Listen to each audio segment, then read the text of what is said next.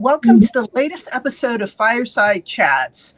I'm Darcey Kesner Hawkins with the co-architects of Mingle, Regina Curtis and Monica M. Henderson. We also have two additional guests with us that we would love to learn more about. So, without further ado, and my camera angle, I only get to see the top of Regina's head, so she looks like Mr. Wilson. For those, I'm dating myself. So, what was your favorite sitcom as a teenager? As a teenager. Favorite sitcom as a teenager. I don't know if I watched sitcoms. I was more of a Nick at Night kind of gal. I like Ren and Stimpy. Are You Afraid of the Dark? Yeah. Okay. There you go. Yeah, Nickelodeon. That's a sitcom. Well, I think when I was a teenager, wasn't it like TGIF, where it was like Family Matters and I think so. To rewind back to when I was a teenager, specifically. I'm having a hard time. I worked a lot as a teenager. I played sports and was like, I don't think I did a lot of TV as a teenager. I was like not home most of the time. So I was like working or playing sports or doing music or drama. Like I did all the things at school. So I don't think I watched a lot of TV. That low-key tracks for me too. I would be at school from 7 a.m. to 7 p.m. So I did a lot of syndicated sitcoms because I was watching it like after the fact, not when it was really happening, which is still true today. So back then it was Friends and Seinfeld combo, and then I Love Lucy was always a thing. Okay. All right. Tori, did we get one from you? No, but I agreed with everybody. But also, I think I was during the time of like the reboots for like 90210. I was in the reboot era, so I feel like I watched all those. But I was also on the Joel Team and Dance Team, so I was lucky if I got to watch TV. Well, with my first question, I just dated myself because as a parent, I watched all these different things like Full House and all that other good, all the things that you were saying. So technically, I could probably be your mother's. So that backfired. That's funny. I also grew up in the country, like super country, where we really didn't have a lot of choices. So like a lot of those shows you guys just talked about, I couldn't see it until way after college. Like Friends wasn't on any of the networks that I could see. We had 2 channels, 3 in the winter when there were no leaves on the trees. And we got additionally, we had ABC, PBS, and CBS. And I think it was CBS came in the winter. It was like a big deal because we could watch more shows. But yeah, it was a lot of PBS. So there was not a lot of exciting TV. What about Heather? What about you? I was all about the SNCC stuff, but I also, Darcey, I'm going to make you feel a little bit better here. I was also a Laverne and Shirley. I love all this old stuff. Happy Golden Days. Girls. I loved Golden Girls. That was a good one. Yeah. So. Hands down, still the best opening theme song ever. We're gonna sing it, aren't we? Like we're all singing it in our heads right now. Yeah. But yeah. Welcome Back, Kotter. Happy Days. I used to watch Happy Days. I'll even know what Welcome Back, Kotter is. Never heard of it.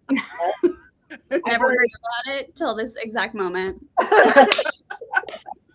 That's hilarious. Yeah, but I love Happy Days. They would play Happy Days on weekend. On weekends, they would play a lot of old reruns. So Mr. Ed and the Andy Griffith Show, and there was a lot of shows that I watched that were like old. But I'm like an old soul girl, so I like all of the old television. TMC is one of my favorite movie channels. So. Darcey's like, I want to smack you right now because you're calling them old, but I watched them the first time. Yeah. But even though I wasn't around when they were playing a lot of those shows because I watched them. what is it? The Beverly Hillbillies and Mhm. Oh yeah, I watched those. We had those on VHS though. So That's hilarious. We had like the whole series. Gidget, another one that I used to like. Grandchildren, we have a Jethro Bowl. Going back to the Beverly Hillbillies, we have a Jethro Bowl. Yeah, It's funny. I even watched. I'm sorry. I said I even watched Gidget. Do you remember Gidget? Oh like, yeah, Sally. Yes, I was like, I love old shows actually. yeah. Well, yeah. There's a lot of those in my era. So, without saying what year you were born, can you share something of historical significance in the decade that you were born in? Oh. Neon? No. Well, it was kind historical. Historical significance. I mean, that is historical significance for this decade. I mean, if you can Google it, then I would say it's historical. Right. The ozone created by Aquanet probably happened in the decade that I was the whole. Yeah. Yeah. There we go. Probably. Snap bracelets and those iridescent track jackets. Yeah. Yep. All those. In the decade I was born. The year I was born. The year that I think we would consider this like historic. I think the Thriller album came out in the decade I was born, and that was like historic, right? Isn't that like the #1 CD or album? Mm-hmm. Yeah, all my stuff is music based that I was thinking. Originally, I was like Cyndi Lauper, like Madonna, like they kind of span a lot of decades, but they were like the prime time. Yeah. I would say probably, so historically, I think that's when the fall of the USSR happened. Yes. That did happen. Yes. Yeah. I remember watching the wall come down in that decade. Same decade. Later in the decade that I was born, but yeah. What about you, Darcey? I'm freaking old. That's what I mean. You are vintage. Yeah. And they sent a man to the moon. So, okay, so you're otherworldly. Like that beats out all the Why are you getting twisted over there? I'm like, that's the coolest thing out of all the things we said. There were no cell phones. There weren't any cell phones. There were no cell phones. No. Yeah. I think until later.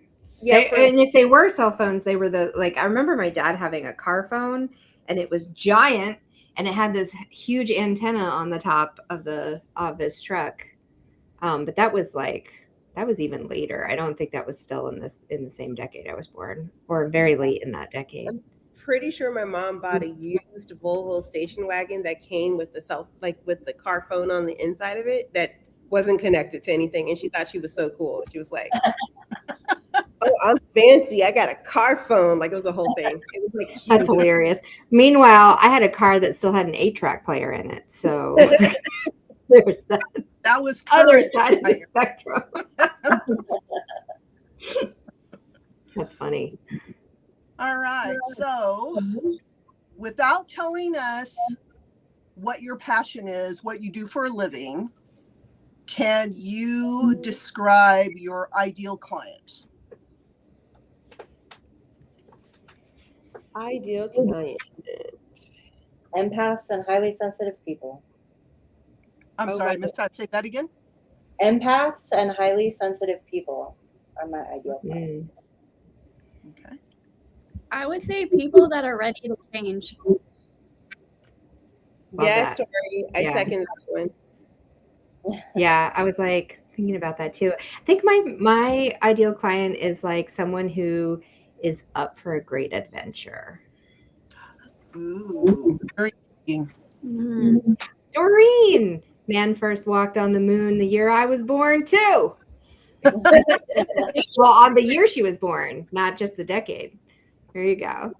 Welcome, Doreen. Also, she said she loves The Cosby Show, Family Size. Oh, The Cosby Show was good, and Different World. I'm here for that. Oh, I love the Anyway. Facts of Life. Oh my Life, god. that as well. A whole different other genre. There's like so many. There's so many shows. Oh my gosh. Yeah, so many shows. For real. All right, Heather. What about you? I answered first. Empaths and highly sensitive people. Oh, that's right. That's right. You're just Where trying there's to buy so much yourself chatter going on, you're like, wait, I forgot. I forgot. Darcey? Midlife awakeners. Mm. I'm actually just stalling. So, Tori, how about you? She already answered too. You seconded it. I'm stalling. If you're ready for change, let's talk. If your husband is ready for change, let's talk. If your Okay. animal is ready for change, let's talk. I think mine is people who are highly functional and can't function. Ooh. It's a good one. Mm-hmm. They just like keep it all together. And then you take the mask off and it's like all the Wookiee comes out. Yup. All the Wookiee. Wookiee. I just heard the noise. I was like, I really wish I could make that noise because I just heard it like the Wookiee noise. Again, my era. So Star Trek or Star Wars? Star Wars. Star Wars. Spaceballs. Not a choice. But like Star Trek doesn't have Yoda. Like, come on. I mean, It has tribbles though. I didn't even know. I'm gonna have to look that up later. I'm gonna have to Google that. so when we were young, but when I was like in probably before junior high, we only had one TV in the house. And so we had to take turns watching TV. And my brother, With like 4 brothers. yeah, I have like a lot of brothers. And so my brother Dante was like the one who was like into Star Trek, and me and my other brother was into like sports, like basketball and things of that sort. And then I was into like, all kinds of other random things. And so we would like roll our eyes backwards in our head when he would turn on Star Trek because we're like, oh, like because it was neither of our choice, and he was so that and National Geographic. Now, later in life, I came to enjoy these a bit more, but when I was younger, they were not in the wheelhouse of interest that I had. So it was just so annoying that like we would have to watch some crickets on like grass because my brother was fascinated with the like Nature Channel at that point. I would choose that channel over both of those options, actually. I'd rather watch crickets on grass. Yeah, not interested. But I did enjoy Spaceballs. So I feel like that's the midpoint between those two. Right on. Okay, so we went kind of movies. Star Trek eventually became a movie. So let's move to books. All right. So authors, Stephen King or Nora Roberts? Oh, Stephen King. Neither. Stephen King all day. I've never read either of those, but I am more romance than horror because I feel like horror is like more like real life stuff that we deal with. And so I'm going to go with Nora Roberts because I'll take a romance any day. I actually like to watch my books. I don't prefer to read them. And I would probably choose a Stephen King movie before I would choose a Nora Roberts movie. Although I would be down to watch either of them. Okay. I mean, clearly you have not been off campus. Like, y'all need to go see that if you haven't. I'm not down with anything horror because I can tap into enough crazy ass shit in my head and just in the world around us. So definitely not Stephen King, but I'm not interested in Nora Roberts at all. So because I only read nonfiction and I'm a total dork like that. So I don't know. I'm not doing very well. I feel like I'm losing this game. It's not a game. No one's keeping Your alternative. I am off to the side, but we'll talk about that later. So, Okay. do y'all know who J.D. Roberts is? Or no, J.D. Robb. Mm-mm. Why does that name sound familiar? That is Nora Roberts' pen name or alias as she writes detective stories. Oh, There's still romance in it, but not in your face romance. got it. So you might want to look at some of her, that series. So I love Yeah. that Dorian's like playing along. So the other thing about What did she Stephen say? King movies, I know people don't like scary things, but I don't find the movies that Stephen King do as like horror as much as they are suspense, and like Absolutely not. more thriller. So like they have a bit of they're like a thinker's horror as opposed to like a slasher horror, if that makes sense. Like psychological? Like psychological, yeah. Possibly Like worse. Possibly Yeah. worse. Right. Also, fun fact, I sat next to Stephen King at a college basketball game one time. Oh, I was like, that guy looks familiar. Who is he? Saturday-ish. Like, that would be Funny, both. But recently I read an amazing trilogy by Nora Roberts. Doreen is reading Nora Roberts as we speak. very cool. Doreen, So- you want to switch places? I feel like you're better at this game.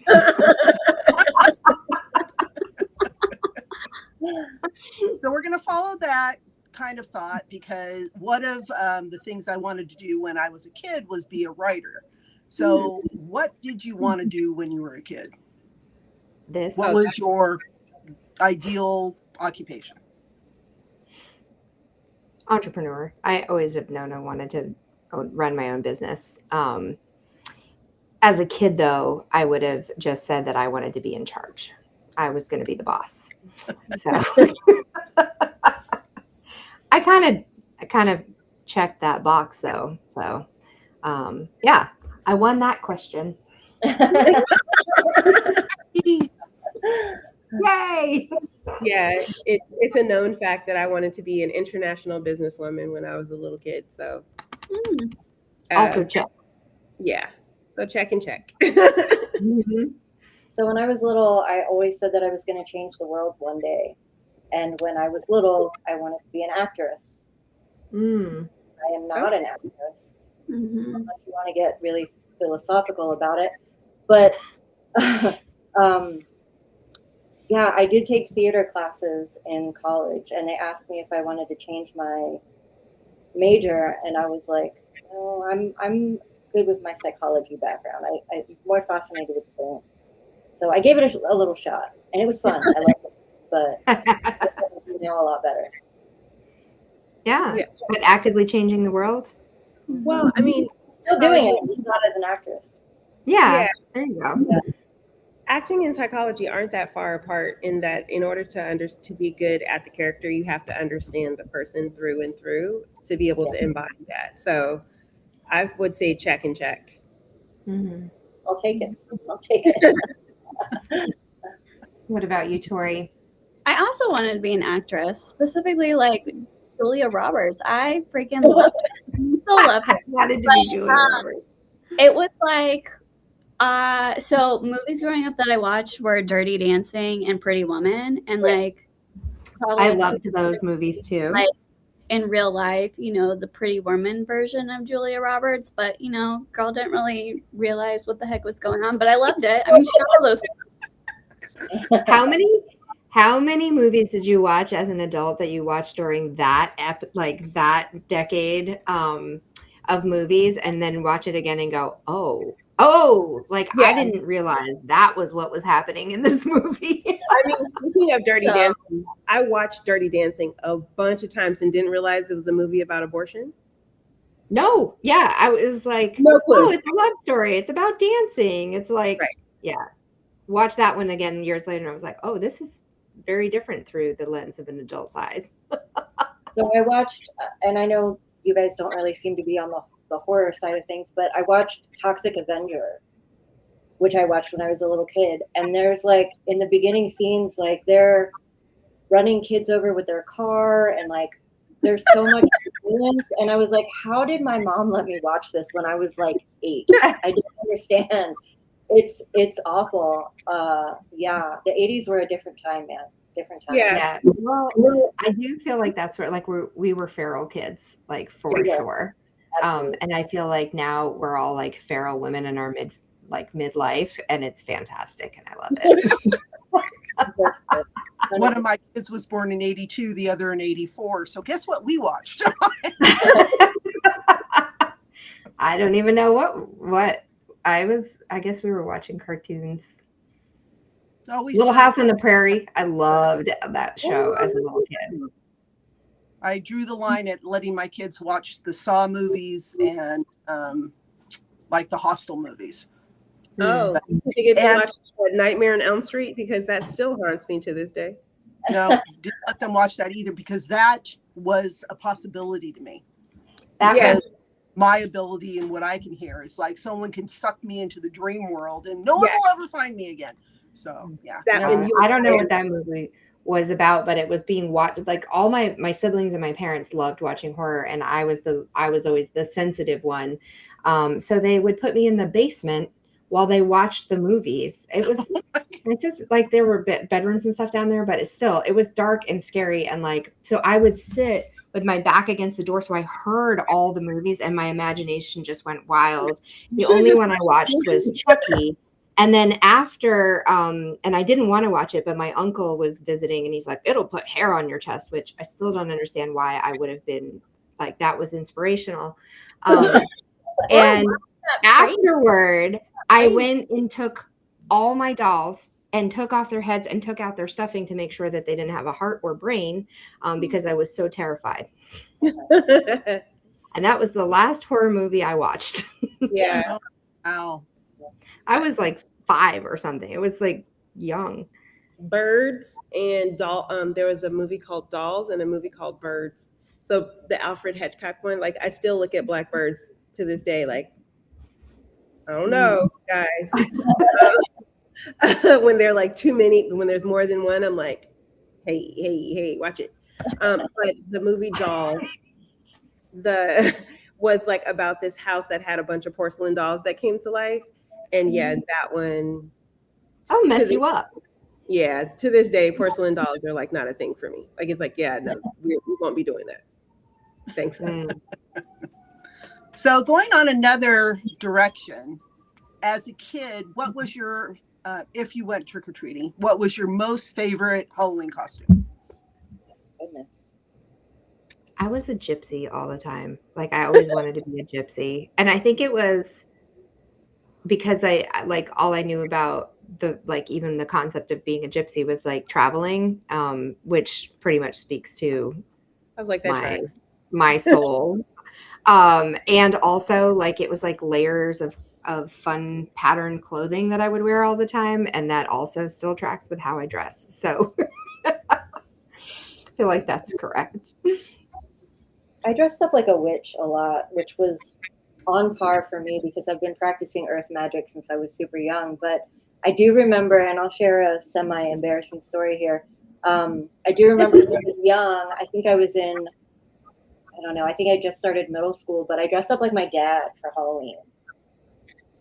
He and I were really close, and he was a construction worker. So I had like, and again, this is like the late 80s. So I had the shirt with the cigarettes rolled up in the sleeve. I had a heart hat, like mustache on. Like it was cute, but yeah, that's the one that stands out to me the most. But I think most of the years I was just a witch. That was my second favorite costume. Yeah, witch. Yeah, I wasn't allowed to trick or treat, so the only time that we got to get dressed up was for Hallelujah Fest instead. So I was a myriad of Bible characters. Me and my brother sometimes would do family Bible character outfits as well. So I wouldn't have chose any of those for myself, but my mom was like, this is the Bible story we're doing, so this is the Bible story we're doing. Of your Bible characters, which was your favorite to dress up as? The one that is like the funniest was I don't know if anybody knows the story of like Samson and Delilah, but like Samson was this strong guy and his power was in his hair, and then Delilah was the woman who took him down by cutting his hair. And so that one was funny because she like put like stockings on my brother's arms to like make him, this is the 80s, so they didn't have the like muscle suits yet. So like the stockings to make him like muscular, and we both were like wearing like these toga little outfits. And I had like a lock of hair, and like she just got some like weave hair and like put that in my hand. And then like my brother had she like glued or like clipped on to the back of his head like some hair, but like walked it off from there. So like the whole thing was the thing. So that one was weird, but also kind of like cool. Yes. It was creative. Yeah. Yeah. I was like Eve once. That was kind of cool because she just like took a sheet and then she like put leaves all over the sheet and was like, like sewed leaves onto the sheet and then we were like coming out of the garden or something. I don't know. I was Jesus once. Yeah. I've been a lot of characters. That's so funny. Doreen says, one year Colleen and I were conjoined twins and she got so mad at me. That would be a sucky Halloween costume. I have to say, the conjoined. Did you each have a bag for candy though? Or did you have to That's funny. Had to have their own bag. I feel like the worst costume, my brother was a mummy one year and my mom just wrapped him in toilet paper. But we, like I said, we lived in the country, so we had to actually get in and out of the car to go trick-or-treating because you couldn't walk from house to house. You had to drive. It was like miles between houses. And so every time he'd get in and out of the car, the toilet paper would just like get stuck in the car. And so by the time we were done trick-or-treating, he had like just squares of paper on him, and there was just toilet paper all over the whole town. We like toilet papered the town. It was a creative idea at first, but didn't work out so well. Tori, did you say what yours was? No, I didn't. I don't know that I really had a favorite. I know. So we used to have a toy Yorkie that looked like Toto from The Wizard of Oz. So I was like the Wicked Witch one year, I think, with all like the green on my face. I think maybe I was I don't know. Halloween is like really not my like thing, even though now I'm like really like people are like, Tori, you're like such a witch, but you like hide it. So, and it's like this really potent time of year. But are you a good witch or a bad witch? I like to think I'm a good witch. But on the day, and if I'm helping the person vanquish something, or so that would be like the good. But if I'm vanquishing something, they would say I'm a bad witch. There you go. Exactly right. It depends on who you're asking. Love it. It's all in perspective. Yeah. What about you, Darcey? I didn't have a favorite costume because, mind you, this is the 60s. And I didn't really want my mom to dress me because I was afraid. So we always got. Did you dress up with your kids? I'm sorry? Did you dress up with your kids? No, because that in the 80s. So I didn't, but I made their costumes. Yeah. Yeah. So, but one year I was what was she?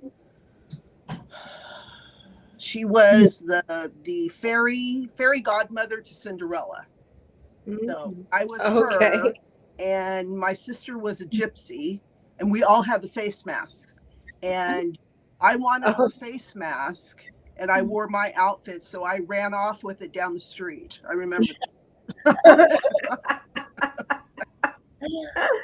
Oh, that's funny. We were odd children. So if you had the choice of dressing up today, not for Halloween, but for like cosplay, what would you dress up as? Yes. Fairy. I'm a fairy. It's like all the things. Because I didn't get to do Halloween when I was a kid, I feel like I made up for it once I became a mom. So we did family costumes for years with my daughter. And so one time she was Princess Leia and my husband was a Jedi and I was Princess Amidala, and I like made that entire costume. It's floating around the internet somewhere. I'll show it to you guys shortly. But Abriana was a flapper and we were a 1920s couple when she was like really little. She was a wood nymph. We've been like basically any excuse to wear a costume I'm in. Very cool. It's fun. By the way, prepare. I'm 45 now. You got 5 years to prepare for my Jam and the Holograms birthday party when I turn 50. Everybody must wear, by the way, glam rock and neon. Like we're going full crazy. You won't even be let in the door if you're wearing regular clothes. Like you need to look a 90s, like early 90s, late 80s glam rock punk star. Otherwise you won't be able to be in. I'm here for a costume all day, every day. Right on. I'm here for a costume too. I love getting dressed up. I don't do it as much anymore, but I used to do a lot of like costume parties and things like that. So yeah, if I'm gonna wear a costume, I'm like gonna go all in. Like it's not gonna be half-assed. Mm-hmm. Yeah, I go all out for Halloween. So this is the year that I was Leatherface. Oh my god! Oh, cool. And Wait, put it back. I'm gonna make you big so we can all see it bigger. Oh yeah. The last Halloween. Oh no, I'm not gonna show you that one. And then I was Art the Clown. Oh my. Oh So wow. I love Halloween. I go all out. That's my jam. I'm all about the horror. And even though I work with dead people, even though I've lived in a haunted house, even though I've helped dark spirits cross over, and I'm a psychology major, maybe that's my downfall right there. But I love the horror. I am a lot more sensitive to it now. I don't watch it as much, but I still enjoy it because I think because I'm so fascinated with the brain and why people do the things they do. Same thing with true crime. So it's like, I think it's more of the fascination of why this is happening. And you were talking about Nightmare on Elm Street earlier. That one always hit home because I had very vivid, wild dreams. And I'm like, yeah, this one's a little close to home, but I still watch it. Yeah. I had a lot of vivid, wild, very violent dreams as a kid. I think that's why. Maybe it was because I was listening to all those horror films while my family was watching them. But yeah, so it's just never appealed to me. But I am fascinated with the brain, but not for that purpose. My sister is really fascinated with that. Like she's also like super fascinated with anything that has to do with murder and aliens, and anything supernatural. Like her favorite show is that Scully and Mulder X-Files. Mm-hmm. And like I never, and from the time she was a kid, and we shared a room at one point, but yeah, I just have never been, that's like never been my jam. I'm like nerdy about the brain, but she loves like that, like the human, like why do people do what they do kind of thing. Mm-hmm. It's interesting. Yeah, I love that too, but I watch it, I get it through the lens of builders, and cult leaders and dictators. The cult leaders, you and I have that. Like I'll watch about that, like that kind of like, it's not the violent, it's not the like the physical violence, but the like the genius business brains, and then also like cult leaders. Like I love like seeing that dynamic of like where's the line between these two things. Like there's a line between like somewhere where it's like it crosses that line, and either like I always say is like somebody's gonna die or go to jail. Like where is that line? Yeah, and then like I'll cross over a little bit with you, Heather, on this. I like serial killer documentaries as well, because that also is fascinating. Like if you look at Jeffrey Dahmer, for example, like well, I won't use that because I knew the answer to that question, but like some of the people who just do these off the wall like wild things, what happened to you to make you go from point A to point Z where you're like, oh, I was abused as a kid and now I'm going to go wear women's clothing and tie people up and kill them. Like, how did you get to that point? Where was the escalation? So that's what's fascinating to me. Not the actual violence, but how they got there, right? Mm-hmm. Yeah, and I would say like when I was learning, like getting certified for astrology, we would look at some of those charts to see the markers. And like those areas, like what was going on in that area of the zodiac or those nakshatras or lunar mansions, because that would give us a lot of information. Mm-hmm. Well, it's fascinating to see like, oh, sorry, Darcey, what were you going to say?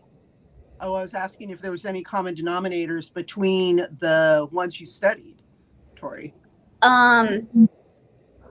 Yeah, so there could be like where the moon was or like where Mercury was in the chart. There's like certain like there was a moon that was in Scorpio, for example, so it doesn't like have that support, or like a moon that like the moon typically likes to have friends around it, like other planets around it. So if the moon was like by itself, or if there was like Pluto around the moon. So there were like a lot of it had to do with the moon actually. But there could be other markers as well, but that's just kind of what's coming up. Because also like thinking about like how trauma affects people, and like the moon can be seen as like the mother's lineage. So depending on where it was and like what happened and like those early childhood development, like how that could affect someone.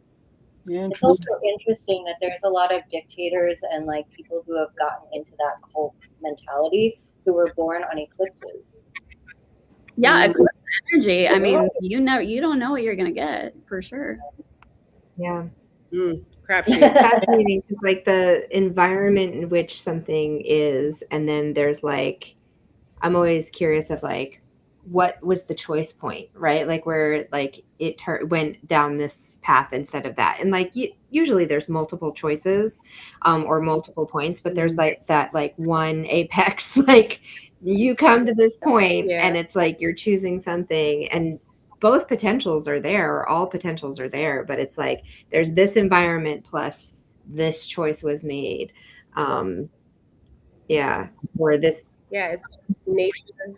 There's like nature, nurture, and choice that are all three are actually playing together in those, right? Like, I mean, if you think about it, we all have like something natural that like we're naturally inclined to, and then we all have our environments that are nurturing us. But those two, no one can blame I mean, if we're honest, you can't really just blame, oh, well, it's my nature and then I was nurtured, because you still have choice, right? And so then it's like, when the nature and the nurture make it so that that's the only choice. Right. Yeah.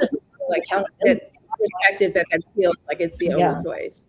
Yeah, and just like expanding. So we talk about there being a higher and lower expression of all planets. So like even someone could be born on the exact same day as like some of these people, and they chose the higher expression. They chose for like that spiritual enlightenment and soul evolution and consciousness, while the other was like, well, I'm going to take the lower expression, and that's how it came out, right?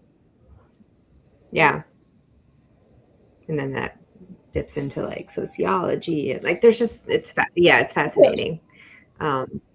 It's a nerdy. It is a nerdy rabbit hole. I think this is why like I don't necessarily watch it in like movies and that like fantastical like creation of it, but I will read all about the human brain and psychology and neuroscience, and like I think I go that nerdy lens with it rather than the like the story, seeing the story of it, like experiencing the story of it. I'm like, I want to know why.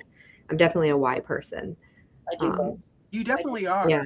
Which kind of leads a segue into Mingle. So can you expand on the why, the what, the who, the when, the how, and the where? Can you be more specific? Because there's a lot of answer that question. No. For how you and Monica initially approach the different things that are offered within Mingle. Well, I can say that I definitely approach most things starting with why, and when is my other question. So the charting your course system is very much a why and a when. So why do you do the things you do, and when is the best time to do them? Or when are you doing things, and why is that the case? So it really like that's my power pair of questions. Obviously, all of them play a part in it. But when you look at the difference between how I approach things, how you, Darcey, approach things, how Monica approaches things, mine almost always starts with a why. And somewhere in there, when is tied into it. Monica is more of a who and a what questioner. And so how this plays out is not just in like how we show up and how we facilitate and how we actually exist in our own creative expression of things, but it is how people work with us or why they come to us for different things. Because Monica and I have very different expressions of the same information. Like we have a lot of overlap in what we do, the realms in which we play, the tools in which we use. But if you want to really explore why and when, you're going to come to me. If you really want to explore who or what, like if you want a quick, I need to know what to do, don't come to me. I'm going to tell you all about why you should do it. And think that I'm answering what to do, but it's not going to actually tell you what to do. I'm just going to give you a bunch of questions. Yeah, it was one of the things that made our relationship really powerful, because early on we figured out that the reason why she never really asked why is because that's the part that she knows, right? Like not why, but like what, like she knows what, but she's curious about why, right? And so the curiosity coming from why is kind of what it's forward facing, because there's a knowing of like what, right? And so why I think I'm answering what, but you don't hear what. You don't hear what, you hear all the whys, right? And then on the reverse side, I understand why, like I always say, why doesn't matter. Like it should be a shirt. Why doesn't matter for me? Like in a lot of cases, especially because when people are in crisis, and they're coming to me, they want an answer right now, and their why is this is not the time to reveal all the reasons why, right? I always say, don't ask why unless you really want to know the answer, and the universe will keep telling you over and over and over and over and over and over and over again until you get it. I don't want to ask why, because I actually don't want to feel I don't want to keep hearing that same lesson, right? But also I know why. The part of our superpowers is that we can see those parts, right? Like I can see why clearly, very clearly. As a matter of fact, I see why before other people see why in their own life. And so my answer almost always is going to come from like, who do you need to show up as in this moment? Like, what is this moment asking you to show up as?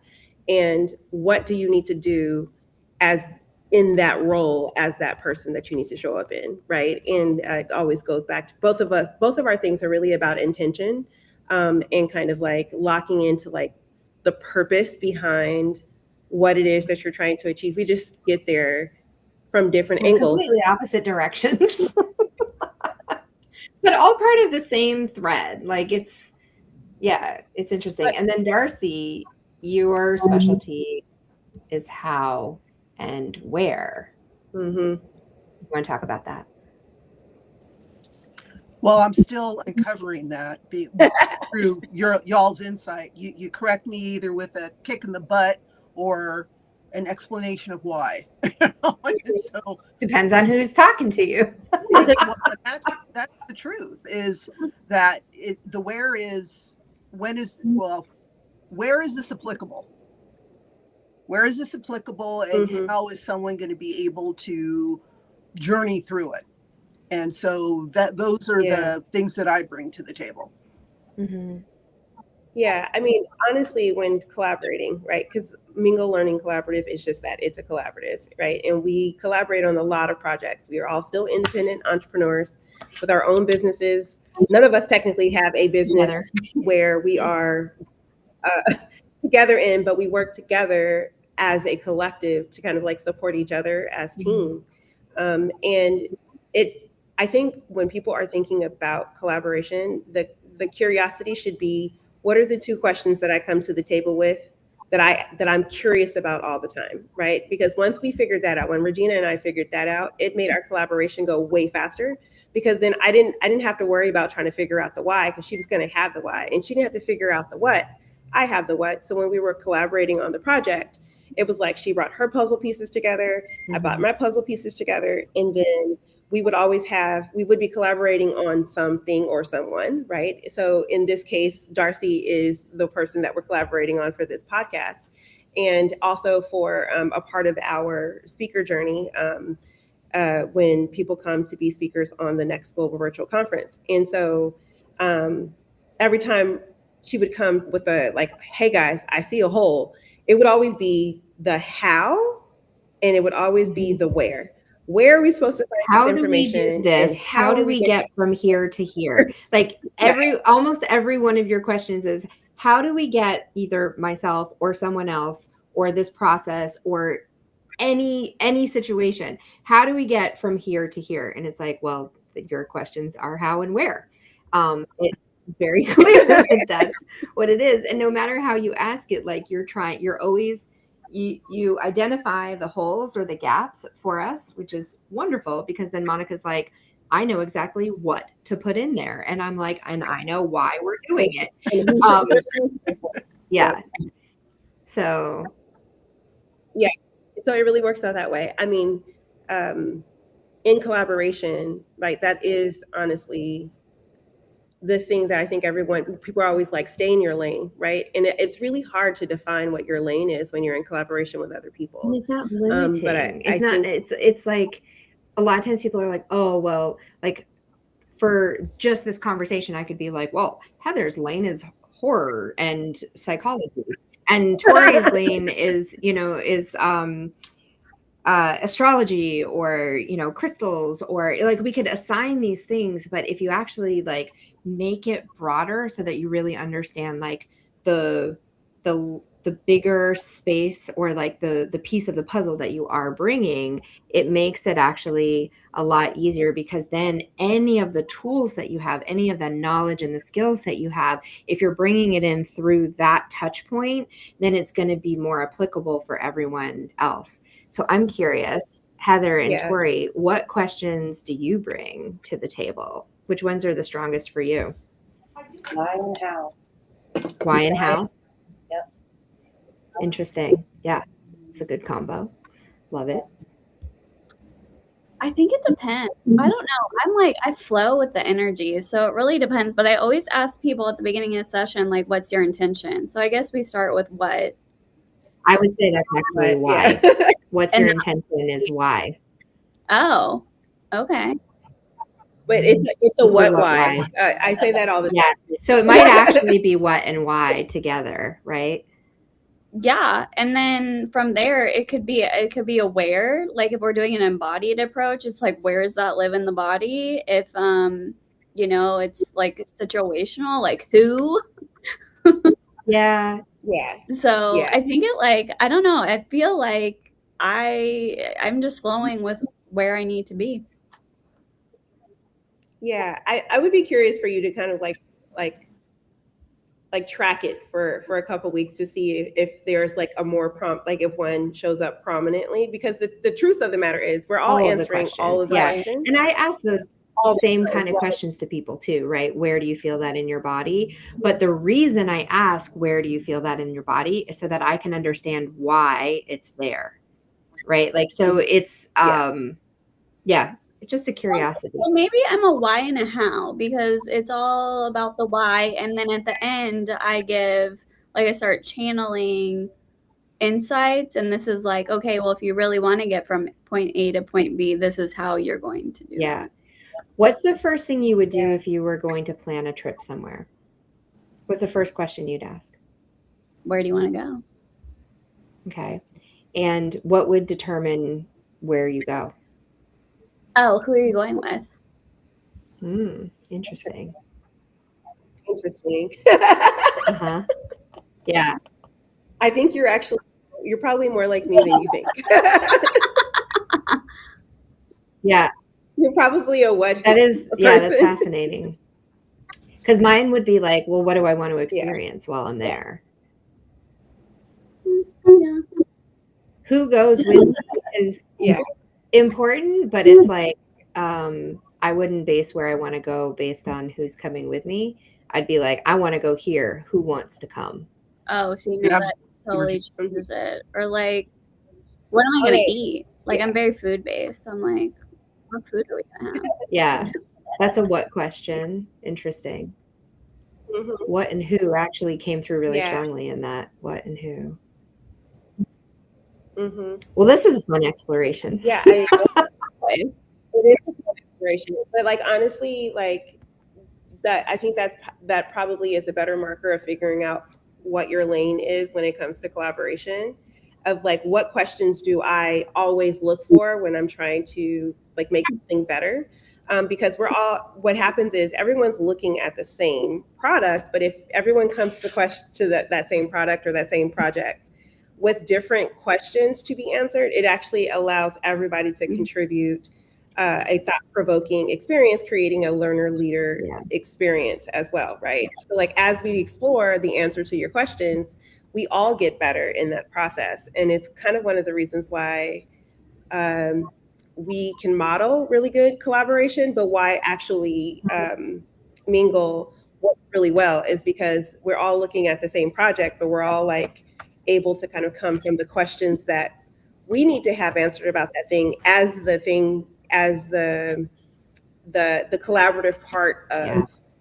building that thing So together. often people come to collaborations trying to give the tools they have first, and it just ends up being like a junk pile of tools, right? It's like a junk drawer. Everybody's like throwing their tools in, and it's like, whoa, we don't even know why we're using these tools, what we're supposed to use them for, who brought what. Like it just becomes this chaos.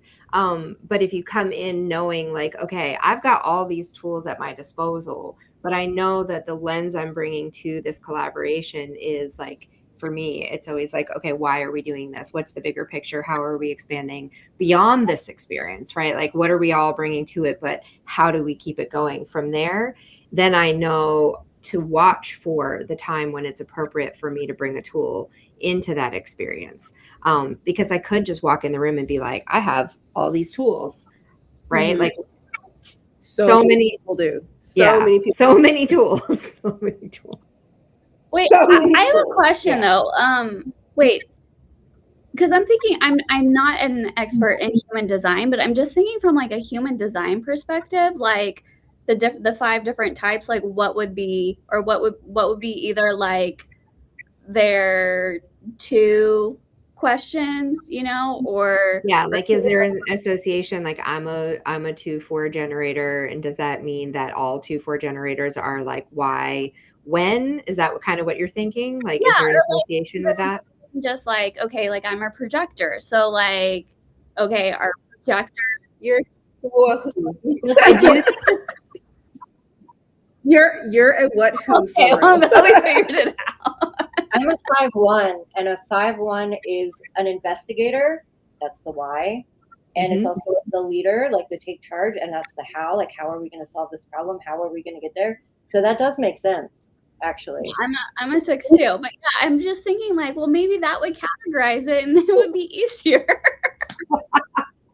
I mean, I know a fair amount about human design. I wouldn't necessarily call myself an expert in it, but I would say that there's going to be a correlation. So any system or tool of introspection, there's going to be some like layers that are gonna actually align.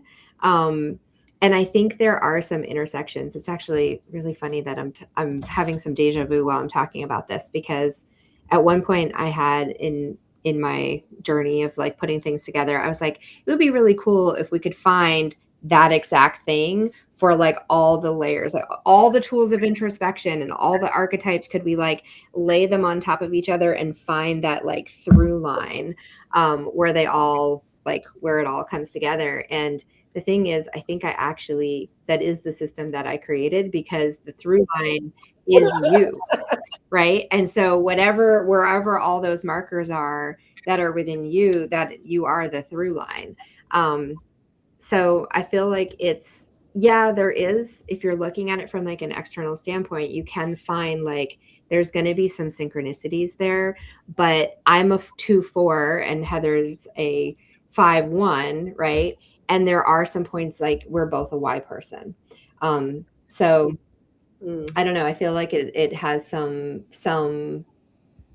there's some curiosity there, and there's definitely some synchronicity, but there's also probably some room for wiggle room. It's a great question though. I love it. Yes, actually, it's one of those like rabbit hole questions that this is the kind of stuff we nerd out on creative. at 5 o'clock in the morning. So Not a projector that's supposed to guide people down rabbit hole. there you go. So you're fulfilling that. So y'all went human design, and here I'm going off Stephen King, and I hear what is the through line, and what do I get? So for those who know, The Dark Tower is the through line, and one of us is the gunslinger. So for those who have read that story, You're speaking foreign language to me, but but fascinating. well, Yes. and so it's like, so we are the Dark Tower, and how does that apply as we're looking at the different dimensions? The different dimensions that we occupy right here, currently, and then what about our former selves, right? Yeah. So we could really go off in a tangent, but we have 5 minutes left, so we may have to take this up again. Not today. I know you know what we can do. We can take this conversation to Mingle. Oh, that's chat right, because now. we're going to roll over to Mingle chat in the, well, I may not be there because I have to make my computer work. But yeah, so within the last 5 minutes, can you tell me what has been the most intriguing thing about Mingle for y'all so far? And we're going to start with Heather and Tori first, because you and Monica, Regina have lived here. So Yes.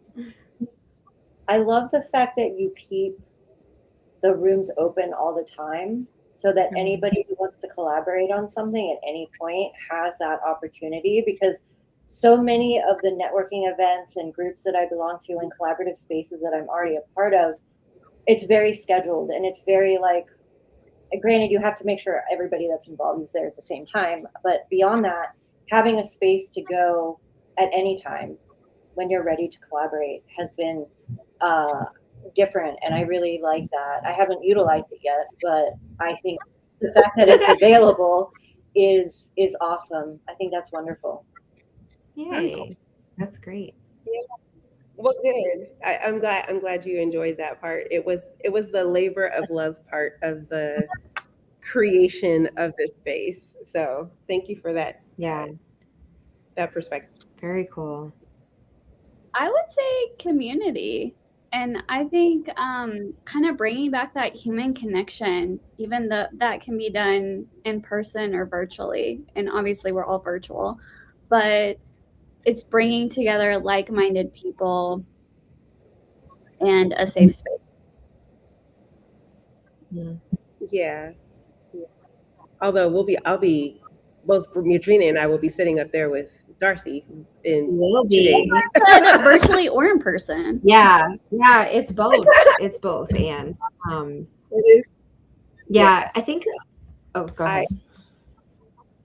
I was gonna say I'm really proud that that piece of it has grown more. It was kind of an intention for me when I was doing it by myself, and I think Regina was kind of like in the same pathway. And then when we kind of collided, it became a race of how many people we can squeeze in person, and who can squeeze more people in person. I don't even faster. know. I have stopped counting, but yeah, we stopped counting. But we squeezed a lot of people in person in that community. The like real person part of community is the thing that we're one of the things we're most proud of. So I'm glad that is a piece that you enjoy. Same. I feel like it's the piece where, I mean, we always say that we do things inside out, backwards, and upside down, and I still stand by that. But the number of times that I hear people say, like, I want to like build community and use that word community, and then what I see so much of is just these like online, like these virtual chat rooms. Essentially, they're not like live happening there, and I think there's like a beautiful piece of being able to communicate with each other asynchronously, so that we're not like having to be tied to the technology all the time. We can come and go and answer when it's correct to answer for us, and contribute when it's correct to contribute. And then we expanded that into the Zoom room. So like coming into that virtual office space, it's the same thing, right? Like Heather, you were saying, you can come in when it's correct for you to come in. And while we don't have a huge international population at the moment, we have at times had multiple kind of like smaller communities growing. And I think that soon we're going to hit that point where it's going to start expanding out in that way again. we had for a while quite a few people actually in Australia and South Africa. And so we would have this faction of people that would come in and then like middle of the night here in the States. And I know this because we had our, you know, Monica and I were running the bots that kept the office open, and I'd come in, you know, late at night and I'd just see people in there like hanging out, co-working. And it was just so cool to be able to I could pop in and be like, hey, how's it going? So it's just, it's fun to hear you say that that's something that is interesting and exciting for you too. Yeah. And we have actually met a few of our members all over the world as well, right? One of the past members, Tori, we did a long stint in Greece, and then we had lunch with her that's right after she moved. Yeah, and so like I got hosted and facilitated when I was in Scotland, and then dropped down and stayed at a friend's house in England from some of our past members of Mingle. So it becomes like this global family, and they're like, you're coming, you're staying with me, I'm taking you around, you know, like they're like, you have family everywhere you go as a Mingle person, which is the part that, like, you know, when people are like, oh, you run an online community, okay, great. It's like, no, you don't understand. Like, we are like a tribe. Yeah. We're a tribe of people. And even when I met with Denise for the first time, we decided we were going to go to Maui for 10 days. That was like our coffee date was like Maui for 10 days. And then I went up to Vancouver for 24 hours just to celebrate her birthday with her because the tickets were $80 round trip. And I was like, well, looks like I could come and visit you, right? So like